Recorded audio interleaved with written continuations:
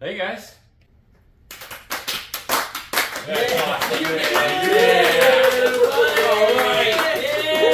Boston sucks. Boston sucks. Boston sucks. Boston sucks. Boston sucks. Boston sucks. Boston sucks. Boston. Huh? Oh. What the hell happened? What do you think happened? I knocked you the f out.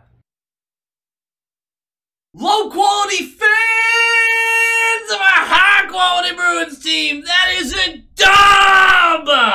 A series ending dub! Pasternak showing up when it matters most. Lindholm, who's been butt cheeks through huge portions of the series, particularly this game, has the two biggest plays of the game. The two biggest plays. I mean, other than, of course, Pastas. What a win! The Boston Bruins are not the first team in Major League sports history, as far as North American sports go, to blow back-to-back 3-1 series leads. They're not. We didn't do that. We didn't do that. And the Leafs, well, the Leafs is still the Leafs. The Leafs is still the Leafs. You know, I want to say something to the Leaf fans. If any of them are still in this video, guys, like, my joy has to come from your suffering. I'm sorry. That's just the way it is. That's not my fault. That's not my fault. But what I can say is that there were a slew of excellent Leafs fans in the comments through this whole series of videos. There was a bunch of them. Knowledgeable, fun, funny.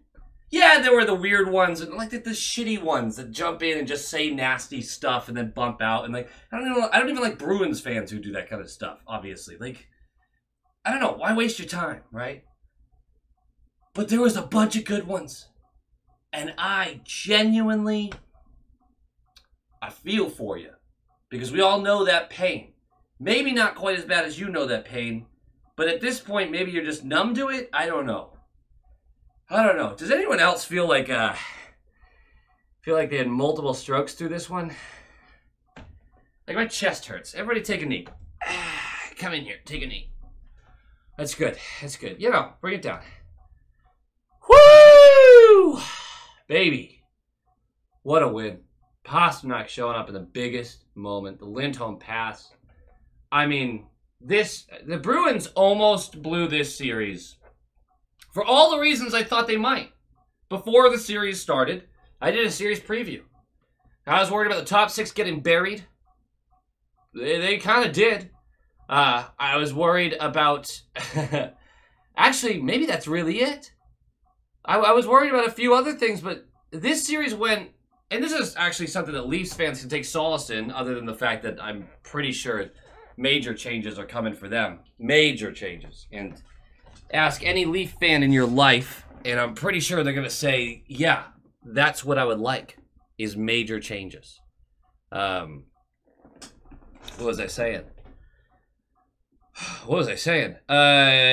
Leafs fans can take solace in the fact that through the first 4 games, everything is very standard for there to be normal amounts of calls, special teams, in the first 3 to 4 games of a series. And then the calls fall off because refs don't want to dictate the series, right? Or at least that's what I need to believe. And for those of you who are like, the NHL is rigged, the second I start believing that is when I stop doing this channel and stop watching hockey. Who wants to watch something that is rigged? If I believe that the NHL is rigged, I will no longer be doing this. Power play was as close to perfect as you could have it. Obviously, they didn't score in this game, but the power play was at like a 40%, 45% through this series. The penalty kill was at like 96%. And Swayman gave you 950 plus save percentages in almost every start he had. All the stuff that violently fluctuates and that you're not sure about went the Bruins' way in that regard. The special teams, better for the Bruins for the series as a whole. The goaltending, way better for the Bruins with the series as a whole. I mean, We talked about things have to go right for the Bruins to win a series. We said this in the last video. And it did. And things went right, man. Things went right. And the Leafs, Nylander missing multiple games. Matthews missing multiple games. Samsonov being played for as long as he was. And then Wall, even though Samsonov played really well in this game, Wall missing this last game, who was, I saw a boogeyman used multiple times, crushing the Bruins. Not that the Bruins really gave him that much work in general through his 2 starts, but still, it's hard to beat a goalie when you stop believing that you can beat him. Wow. Swayman, obviously the MVP of the series. Obviously. I debate a wall on that shit, man. It's Swayman's to lose right now. Real conversation about who gets game 1 against the Panthers. Oddly enough, I think it's Ullmark, because we have such a fast turnaround and this is so much drama. They're like, all right, get Ullmark in, have him play a game. Look, let's be honest. Either one of these teams is probably getting their cheeks clapped by the Panthers. Like, we're just going to get rolled over, maybe. Who cares right now? We're going to do a series preview tomorrow, probably. We'll do a series preview tomorrow because first game's Monday. That being said, we're officially in house money territory. For me, maybe you had different expectations at the start of the season. My expectations were sneak into the playoffs. They did better than that. And my expectations actually were kind of lose in the first round. I kind of expected that. And then the preview, I kind of was like, Toronto's kind of the better team. I think they should win this. And then with the injuries and everything, once we get to a 3-1 lead, you shouldn't lose the series. Yeah, you know? So expectations had changed. Second round, house money, man. I'm pumped. We get to watch more playoff hockey. The Bruins are, who knows what they bring to it? Who knows? Lohrei looks awesome. He looks so good. I see a lot of people dunking on people about that, saying we knew the whole time. Like, the conversation earlier in the season was Lohrei's going to be really good, but right now he doesn't have it. Let's give him more reps in the AHL. And that was a great plan and worked out really well. And now people are like, oh, we should have been playing him all year. But, like, why are we ignoring the development path? Weird. Anyway, Lohrei looks great. Lohrei looks great. McAvoy needs to hit his 2nd gear or 3rd gear, 4th gear, whatever. Lindholm needs to step up more consistently. Obviously, he made huge plays in this one. So there's plenty of room for growth for this team right now. This is not their best hockey, but things went their way. Boy, did things go their way, particularly goaltending. I did not like a lot of the comments going into this game from the players.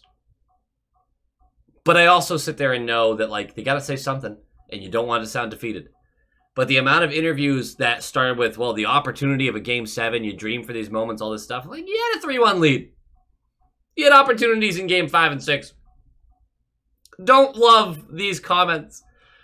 So going into it, it's just a bad vibe, bad taste in your mouth. But of course it will be, because you just dropped the last 2 when you had a chance to stand the series.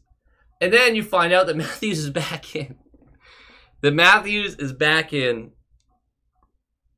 Are the Toronto Maple Leafs, the article is going to come out in an hour, are the Toronto Maple Leafs a better team without Austin Matthews? They're not, by the way. Wall is out, as I mentioned. He had something. I don't even know, honestly. And I'm seeing double right now. I'm not going through articles to figure out what's going on with him. Samsonov's going to get the start. For the Bruins, the lineups go as follows, but it's not going to be important. Marchand, Coyle, DeBrusk, Zacha, Geekie, Pasternak, JVR, Frederick, Brazeau, Beecher, Boquist, Maroon, Lohrei, McAvoy, Lindholm, Carlo, Wotherspoon, Shattenkirk, and Swayman gets the start once again. I never thought they were going to throw in Ullmark cold for Game 7. That would have been ridiculous.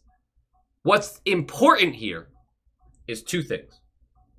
Something about Geekie's play has made Monty want to put him in at center in the top 6. That is officially, to me, our biggest hole in the top 6 is the fact that Geekie's on it. I can't get on board with it. I can't do it. I'm sorry. I love you. I'm sorry. I can't do it. Bigger and more important thing, the banner captain was Patrice Bergeron. Chara was there. Jason Tatum was there. If you dared to lose this game against my favorite player of all time, Patrice Bergeron. Did I say against? In front of. Whatever. If you were to lose this in front of him, I would have. there would have been some real intense thoughts about my fanhood. Like, who am I bigger fan of, the Bruins or Bergeron? What a weird thing to say, right? What a game! I'm struggling with the whole concept of, like, train of thought. That's not something that's really landing well for me right now. I think it's mostly because my blood's been pumping too fast for, like, 4 hours.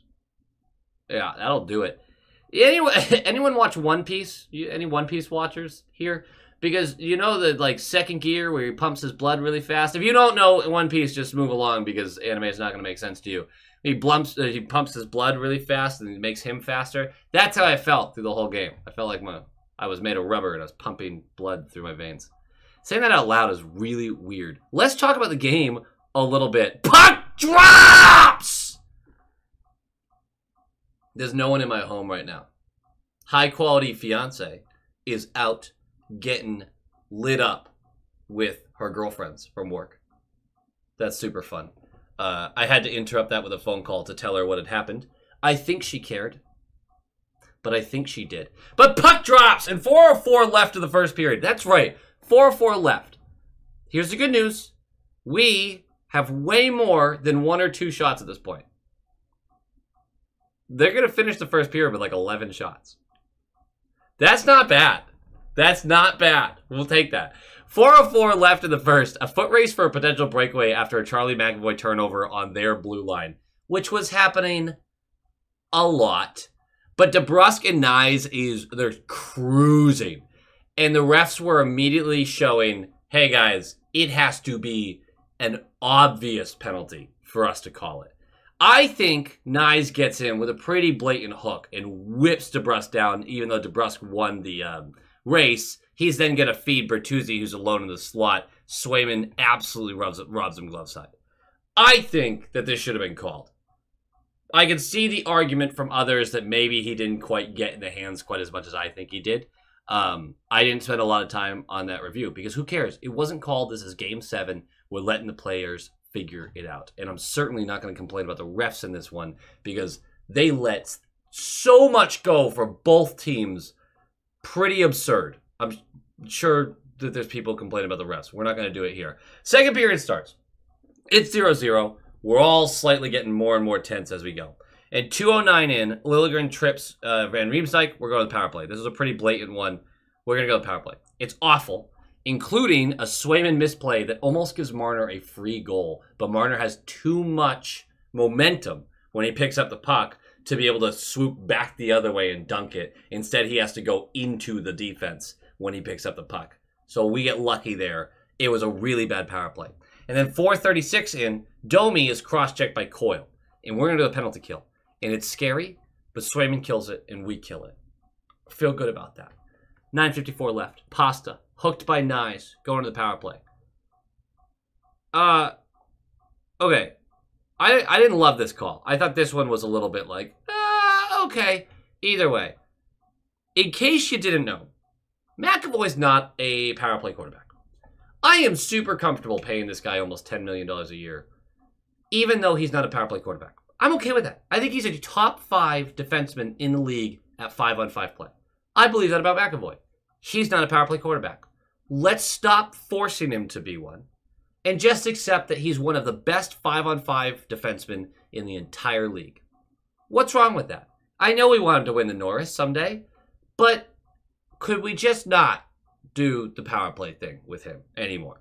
Because the best Bruins chance of this power play is a one battle behind the net and a quick feed up to the right circle and then a quick feed up to McAvoy, who's alone at the high slot. And he pump fakes, defense slides in front of him, he hesitates, skates over to the right, and then listlessly throws it to the left where Yarncroc has an easy stick there to get an easy clear. That was the best opportunity for the Bruins on this one, and McAvoy just refused to shoot and then turned it over. And then back the other way, not exactly on this play, but shortly after, during the power play. The best chance of the power play in a hole is a Duar breakaway that Swayman is forced to save because we're sloppy with the puck. Power play has gone back to being really bad, which is unfortunate. As the penalty expires, Toronto gets the puck, and we're not watching behind us. and it's a nice breakaway. And Shattenkirk takes out his legs. There's a lot of debate about this. I think he took out his legs, personally. You can disagree with me, that's fine. I don't really want to see a bunch of arguments about this in the comments because I've watched it a bunch of times. It looks to me that he gets the stick at the front of the skates and Knies goes down. Alright? I've watched the replay a bunch of times. That's what I thought. Some people say no, he got puck first, which actually isn't technically the rule anymore. So that's not really a great argument. But he gets puck first. He doesn't make a lot of contact. It was just he lost his edge. That's fine if that's the way you see it. It's a real fast game.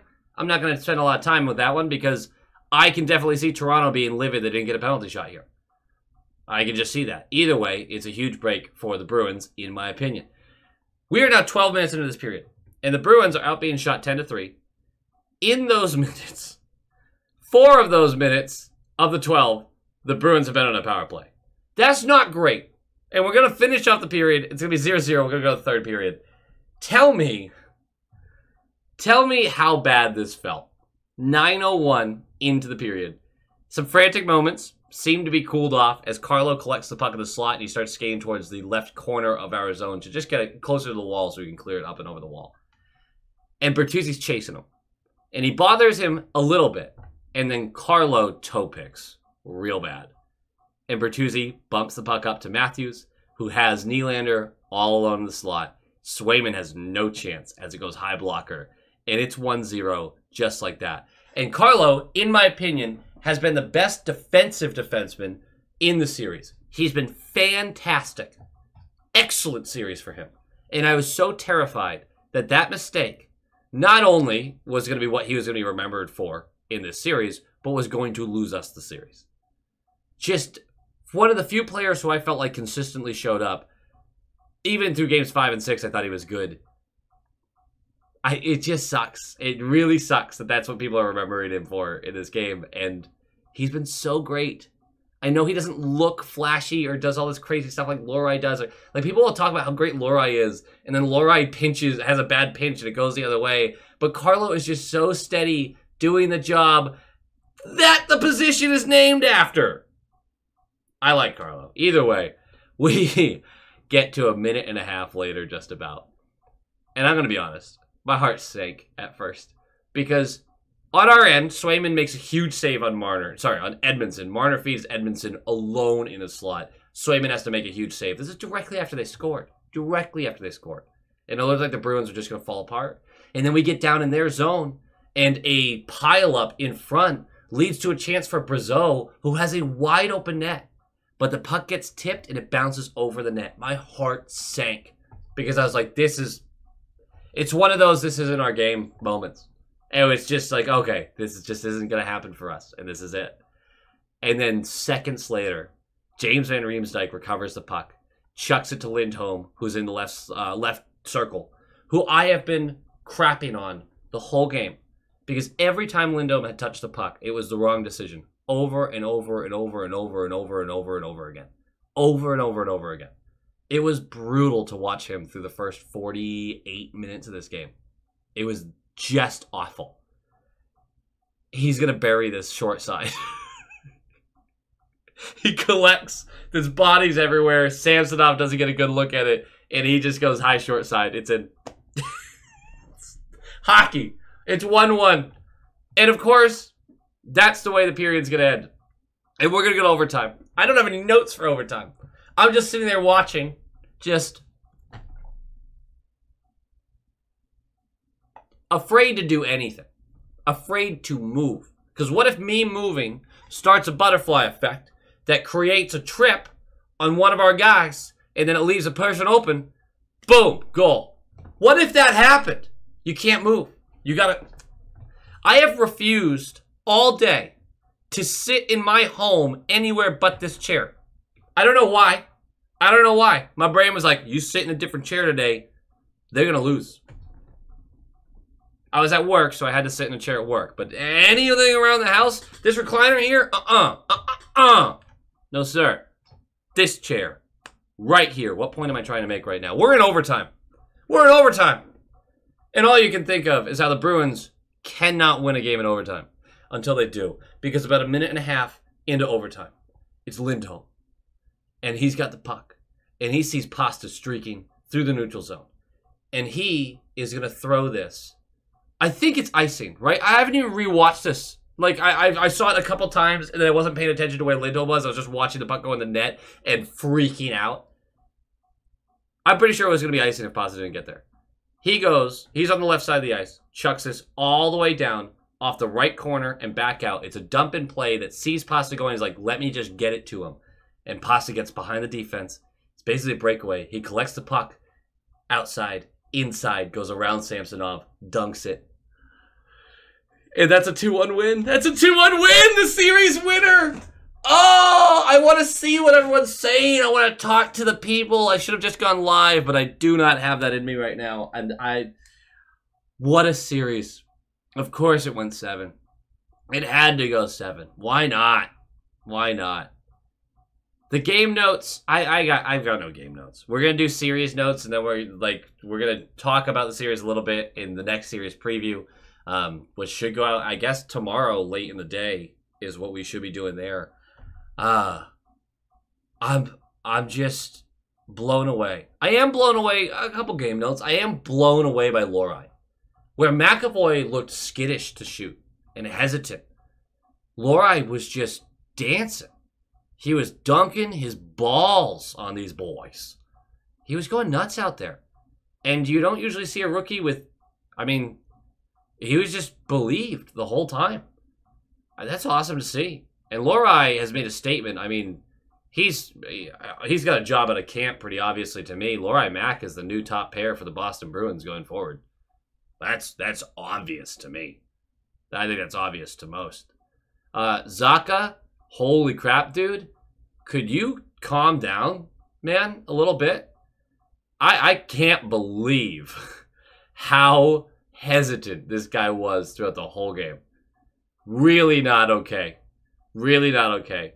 Geeky's still a black hole offensively. He'll possess all day in the ozone and then turn it over and throw it into a bunch of skates. I love the amount of people that were in the comments in the last video like, Geeky scored that last goal. I'm like, I know, and I hate it. I hate it so much. I want Geeky to score 1 billion goals through the rest of the series, the rest of the playoffs. Let him win the Conn Smythe. I'll root him on until the day I die. So excited for him. What I'm seeing right now is just such a disappointment every time he's in the offensive zone. It kills me. Marchand did his job this series, I feel like. Pasta, when he had to, he got the big one. Put a stamp on the series. Brazeau can't come out of the lineup, especially against the Panthers. Just excellent play from Brazeau. He was really impressive throughout the whole game. Another guy that just seemed fearless. Feels like some of the youth really came in and was like, screw this. Like, we win or lose, I'm going for it. Oh, what a game. What a game. Thank you so much for those of you who like, comment, and subscribe. Nailed it. Thank you to the high-quality inspectors. You guys are awesome. I'm exhausted. What a game. What a series. Go Bees. Go Bees! And once again, it's time to give shout-outs to those who are keeping the lights on for this channel. We gotta shout out our top line tier to start. Let's start with Erica Poli, Colin Nolan, Len Krusevich, The Bugman, Brock Nope, Han Slomo, Chris and Erica, Coach D, The Atomic Lizard, Bradley Johnson, Aaron Adams, Just Aaron, Darren Woodbury, Brett Arney, Pincent, and Nick Zatrullo. You guys and gals are absolute studs. But we can't mention the studs without mentioning the Stallions, our all-star tier, high-quality inspectors, John Kirk, Jacob Pratt, Heil E. Coyote, Adam Ella, Bruin Smash, Tupton D. Tashi, Joel, Abraxion, DeKingery, The Only Newts, A Tasty Snack, Doots42, and Jeremy. I can't say thank you enough. I appreciate all the support. You're absolute legends, stallions, whatever great adjective we can work in here. Thank you, everyone, from the depths of my heart. and go Bees!